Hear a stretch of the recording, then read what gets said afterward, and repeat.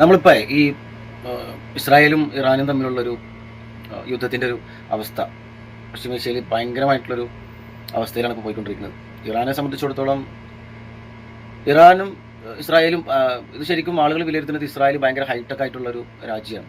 അവിടെ ഭയങ്കരമായിട്ടുള്ള എക്യുപ്മെൻസും അല്ലെങ്കിൽ അവരുടേതായിട്ടുള്ള പ്രവർത്തന മികവും ഒക്കെ കണക്കിലെടുത്തിട്ട് ഇറാൻ എത്രത്തോളം ചെറുതാക്കിയിട്ടൊക്കെയാണ് ഇപ്പോൾ സോഷ്യൽ മീഡിയ കണ്ടുകൊണ്ടിരിക്കുന്നത്. സത്യത്തിൽ ഇറാൻ അത്ര മോശമൊന്നല്ല, പക്ഷേ കമ്പയർ ചെയ്യുമ്പോൾ ടെക്നോളജി വ്യത്യാസമുണ്ട്. ടെക്നോളജിയിൽ ഉറപ്പായിട്ടും ഇസ്രായേലിനായിരിക്കും മുമ്പിൽ. പക്ഷേ ആയുധങ്ങൾ എടുത്ത് നോക്കുകയാണെന്നുണ്ടെങ്കിലും സൈന്യത്തിൻ്റെ കാര്യത്തിലൊന്നും ഇറാനൊന്നും അത്ര മോശമൊന്നുമല്ല. ഇറാൻ അത്യാവശ്യം നല്ല ശക്തരാണ്, പക്ഷേ ടെക്നോളജി വളരെ മോശമാണ്. മോശം തന്നെ വളരെ വളരെ വളരെ മോശം എന്ന് വേണമെങ്കിൽ പറയാം. കാരണം പഴയ ടെക്നോളജി തന്നെയാണ് ഇപ്പോഴും നിൽക്കുന്നത്. പുതിയൊരു അപ്ഡേഷൻ അവർക്ക് ഉണ്ടായിട്ടില്ല. പക്ഷേ നേരെ മറിച്ച് ഇസ്രായേലാണെന്നുണ്ടെങ്കിലും അവർ ഗംഭീര അപ്ഡേഷനാണ്. അമേരിക്ക എത്രത്തോളം അപ്ഡേഷനാണോ അത്രത്തോളം അവർ അപ്ഡേഷനാണ്. അപ്പോൾ അമേരിക്കൻ്റെ സഹായത്തോടെ പ്രവർത്തിക്കുന്ന ഒരു രാജ്യം കൂടിയാണ് ഈ ഇസ്രായേൽ എന്ന് പറയുന്നത്. ഇസ്രായേലുമായിട്ടുള്ള ഇറാൻ്റെ യുദ്ധം എന്നൊക്കെ പറഞ്ഞിട്ടുണ്ടെങ്കിൽ ടെക്നോളജിൻ്റെ കുറവ് ശരിക്കും കാണിക്കും, പ്രത്യേകിച്ച് ഈ ഒരു കാലഘട്ടത്തിൽ. കാരണം അത്രത്തോളം അവർക്ക് ഒബ്സർവ് ചെയ്യാൻ പറ്റും ഇറാൻ എന്താണ് ചെയ്യാൻ വേണ്ടി പോകുന്നത്, അടുത്ത സ്റ്റെപ്പ് എന്താണെന്നുള്ളത് അവർക്ക് ഒബ്സർവ് ചെയ്തിങ്ങനെ എടുക്കാൻ പറ്റും, പ്രത്യേകിച്ച് അമേരിക്കൻ്റെ സഹായം കൂടി ഉള്ളതുകൊണ്ട്. പക്ഷെ നേരെ മറിച്ച് ഇറാനിക്ക് അവരെ ഒബ്സർവ് ചെയ്യാനൊരു എന്തില്ല, അവരെ അതിനുള്ള ഒരു ടെക്നോളജി ശരിക്കും ഇറാൻ്റെ കയ്യിൽ ഇല്ല എന്നാണ് തോന്നിയിട്ടുള്ളത്. പിന്നെ ഡയറക്റ്റ് ഒരു ഫൈറ്റ് എന്ന് പറഞ്ഞിട്ടുണ്ടെങ്കിൽ അതിൽ ഇറാൻ്റെ ആയുധങ്ങളൊക്കെ പഴയതാണെന്നാണ് പല വലിയ മുതിർന്ന ആളുകളും പറയുന്നത്. പക്ഷേ ഇസ്രായേലിൻ്റെ കയ്യിലെ പുതിയൊരു സംഭവമാണ്. പക്ഷേ കേരളത്തിൽ ഒരു ഇറാൻ എന്ന് പറയുമ്പോൾ ഒരു മുസ്ലിം രാജ്യമാണ്. അപ്പോൾ കേരളത്തിലും അതുപോലെ തന്നെ ഇന്ത്യയിലുള്ള സംഘികളുണ്ടല്ലോ, ഈ സംഘികൾ, ഏത് സംഘികൾ, ഈ കാവിപ്പട, സുമേഷ് കാവിപ്പട, രതീഷ് കാവിപ്പട, അങ്ങനത്തെ കുറേ സംഘികളുണ്ട്.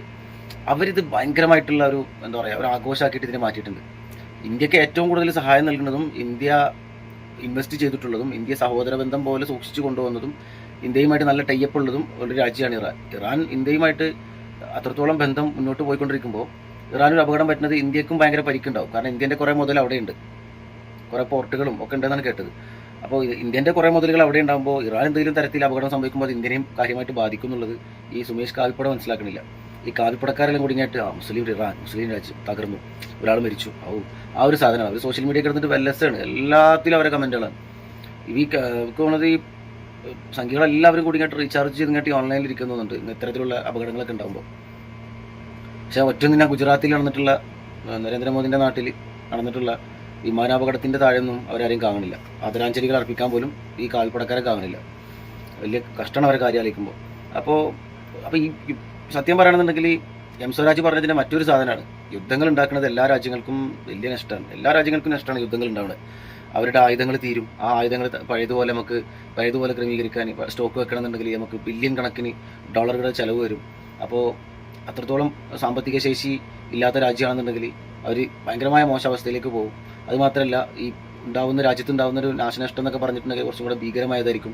അപ്പോൾ അത് റിക്കവർ ചെയ്ത് ജനങ്ങളുടെ മരണം അങ്ങനെ കുറേ ബുദ്ധിമുട്ടുകളിലേക്ക് പോകുന്നുള്ളതാണ്. ഏത് രാജ്യം യുദ്ധത്തിന് ഇറങ്ങിക്കഴിഞ്ഞാലും യുദ്ധത്തിൽ വിജയം ഇല്ല. വിജയം എന്ന് പറഞ്ഞ ഒരു സംഭവം യുദ്ധത്തിലില്ല. യുദ്ധത്തിൽ സാധാരണ ഇങ്ങനെ പറയാം, നഷ്ടത്തിൻ്റെ അളവ് എത്ര എന്നുള്ളത് മാത്രമേ നോക്കുള്ളൂ. അതായത് നഷ്ടം എത്രത്തോളം ചെറുതാണെന്ന് മാത്രമേ നോക്കുള്ളൂ, അല്ലാതെ ഇതിൽ വിജയമില്ല. അത് ഇസ്രായേൽ ചെയ്താലും ശരി, അമേരിക്ക ചെയ്താലും ശരി, ഇന്ത്യയും പാകിസ്ഥാനും തമ്മിലാണെങ്കിലും ശരി, നഷ്ടം എത്ര കുറവാണെന്നുള്ളത് മാത്രമേ നമ്മൾ നോക്കുള്ളൂ. അല്ലെങ്കിൽ ഇത്ര ആർമി നമുക്ക് എന്ത് ചെയ്തിട്ടുണ്ട്, നമുക്ക് നഷ്ടപ്പെട്ടു പോയിട്ടുണ്ട്, ഇത്ര ആയുധങ്ങൾ നമുക്ക് നഷ്ടപ്പെട്ടു പോയിട്ടുണ്ട്. ഈ ആയുധങ്ങൾ കൂടുതൽ ഉപയോഗിച്ച് കഴിഞ്ഞിട്ട് കൂടുതൽ ആയുധങ്ങൾ ചിലവായി കഴിഞ്ഞിട്ടുണ്ടെങ്കിൽ നമ്മൾ വിജയിക്കല്ല ചെയ്യുന്നത്. അത്രത്തോളം ആയുധം നമ്മളത് ചിലവായി പോയി. അപ്പോൾ അത്രത്തോളം എമൗണ്ട് നമുക്ക് ചിലവ് വന്നിട്ടുണ്ട്. ആ എമൗണ്ട് നമുക്ക് തിരിച്ചു വെക്കണം എന്നുണ്ടെങ്കിൽ അതിനുള്ളൊരു സാമ്പത്തിക ശേഷിയൊന്നും അത്രത്തോളം സാമ്പത്തിക ശേഷി ഇറാനെ സംബന്ധിച്ചിടത്തോളം ഇന്ത്യയെ സംബന്ധിച്ചിടത്തോളം ഇല്ല. അതൊക്കെ അങ്ങനെ റിക്കവർ ചെയ്യാൻ ഇസ്രായേലും അമേരിക്ക പോലുള്ള റഷ്യ, ചൈന പോലുള്ള രാജ്യങ്ങൾക്ക് ഫാസ്റ്റായിട്ട് റിക്കവർ ചെയ്യാൻ പറ്റില്ല. അത്രത്തോളം അപ്ഡേഷനുള്ള രാജ്യങ്ങളാണ്. പക്ഷേ ഇതല്ലാത്ത രാജ്യങ്ങളാണെങ്കിൽ ബുദ്ധിമുട്ടും. അപ്പോൾ ഇത് ഈ സംഭവം യുദ്ധം നടക്കരുതെന്നുള്ളതാണ്. ഇപ്പോൾ $10 കൂടിയെന്ന് പറഞ്ഞത് ക്രൂഡ് ഓയിലേക്ക്. ജസ്റ്റ് ഇറാനിലേക്ക് കുറച്ച് മിസൈൽ പോയപ്പോൾ തന്നെ ക്രൂഡ് ഓയിലിൻ്റെ വില എന്തായി, $10 കൂടിയെന്നാണ്. അപ്പോൾ ഒരു 5 ടൺ കൂടി പോകാന്നുണ്ടെങ്കിൽ $50-100 കൂടും. അങ്ങനെ വന്നു കഴിഞ്ഞിട്ടുണ്ടെങ്കിൽ പെട്രോളിൻ്റെ വില ഇപ്പോൾ നിൽക്കുന്നില്ല. ഇപ്പോൾ തന്നെ ഏകദേശം ₹10-20 കേരള സർക്കാരും ₹30 കേന്ദ്ര സർക്കാർ കൂടി ഇങ്ങനെ കക്കുന്നുണ്ട്. പെട്രോളിലാകെ $48-40 ഉള്ളൂ. ബാക്കി ഇവർ കക്കണതാണ് ബാക്കി എമൗണ്ട്. ഇപ്പോൾ ക്രൂഡ് ഓയിലിൻ്റെ വിലക്ക് കയറുകയാണെന്നുണ്ടെങ്കിൽ ജനങ്ങളുടെ ബുദ്ധിമുട്ട് നോക്കിയേ, എവിടെയോ നടക്കണേ. അതായത് ഇറാനും ഇസ്രായേലും തമ്മിൽ നടന്ന യുദ്ധമാണ്. നമ്മുടെ നാട്ടിലിരിക്കുന്ന സാധാരണക്കാരുടെ എണ്ണൻ്റെ പൈസ കൂടാണ്. അതാണ് യുദ്ധം. ആളുകൾക്ക് വലിയ രസമായിട്ടൊക്കെ തോന്നും, ഭയങ്കര രസം. ഇവരടിച്ച് അവരടിച്ച്. ഏറ്റവും രസം ഈ ചാനലുകാർക്കാണ്.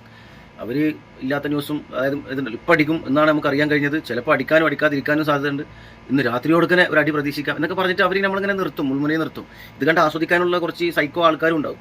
അവരിതിനു വേണ്ടി അടിക്കുമെന്നാണ് പറഞ്ഞത്, നമുക്ക് ഉറങ്ങാതിരിക്കാം എന്ന് പറഞ്ഞൊരു അവസ്ഥയാണ്. അപ്പോൾ അത് ഈ ബുദ്ധിമുട്ടുകൾ വളരെ സാധാരണക്കാരായിട്ടുള്ള എല്ലാ രാജ്യത്തുള്ള ഒരു സാധാരണക്കാർക്കാണ് ഇത് ബാധിക്കുക, ഈ വിലക്കയറ്റവും കാര്യങ്ങളൊക്കെ. പിന്നെ നഷ്ടം വരുന്നത് ഈ പരസ്പരം അടിക്കുന്ന രാജ്യങ്ങൾക്കും. അപ്പോൾ ബുദ്ധിപൂർവ്വം കാര്യങ്ങൾ കൈകാര്യം ചെയ്യുക എന്നുള്ളതാണ്, അല്ലാതെ അങ്ങോട്ടും ഇങ്ങോട്ടും അടിച്ചുകൊണ്ട് പ്രത്യേകിച്ച് കാര്യമൊന്നുമില്ല. നഷ്ടം ഇരുവശത്തും ഉണ്ടാവും, അത് കൂടുതലും കുറവും എന്നുള്ളൊരു അവസ്ഥയിലേക്ക് മാത്രമേ എത്തുള്ളൂ.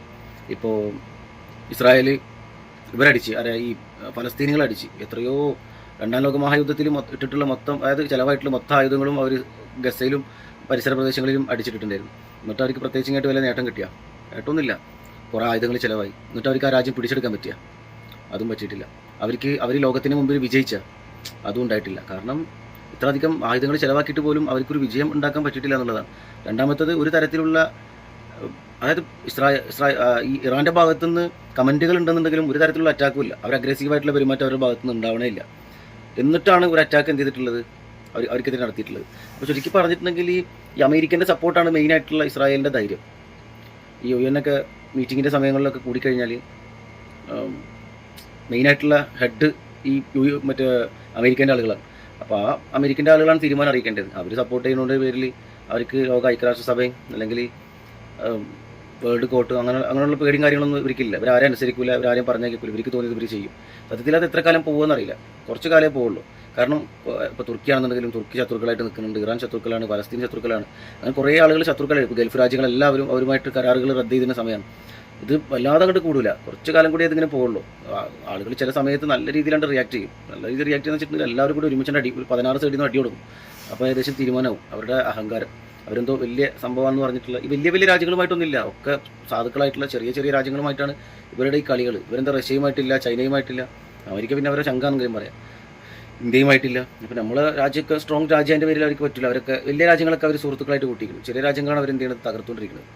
അപ്പോൾ അതൊരു പരിധി വരെ പോകുള്ളൂ. ചെറിയ രാജ്യങ്ങളെല്ലാവരും കൂടി ഒറ്റക്കെട്ടായിട്ട് തീരെ പറഞ്ഞാൽ കേൾക്കണില്ല, വളരെ മോശം അവസ്ഥ ഉണ്ടാവുമല്ലോ. നമ്മളെ ചുറ്റുപാട് തൊട്ടും പറഞ്ഞാൽ കേൾക്കാത്ത ഭയങ്കരമായ ഗുരുത്തം കെട്ട ഒരാൾ, അയാളെല്ലാവരും കൂടി ഇങ്ങോട്ട് ഒതുക്കുന്ന ഒരു പരിപാടി ഉണ്ടല്ലോ. എന്ന് പറഞ്ഞ മാതിരി ഇസ്രായേലിനെ ആ രീതിക്ക് ഒതുക്കാനാണ് സാധ്യത ഈ പോക്ക് പോകണമെന്നുണ്ടെങ്കിൽ. വളരെ എന്താ പറയുക, മോശമായ രീതിയിൽ മനുഷ്യർ പെരുമാറുന്ന രീതിയിലല്ല ഇസ്രായേൽ പോയിക്കൊണ്ടിരിക്കുന്നത്.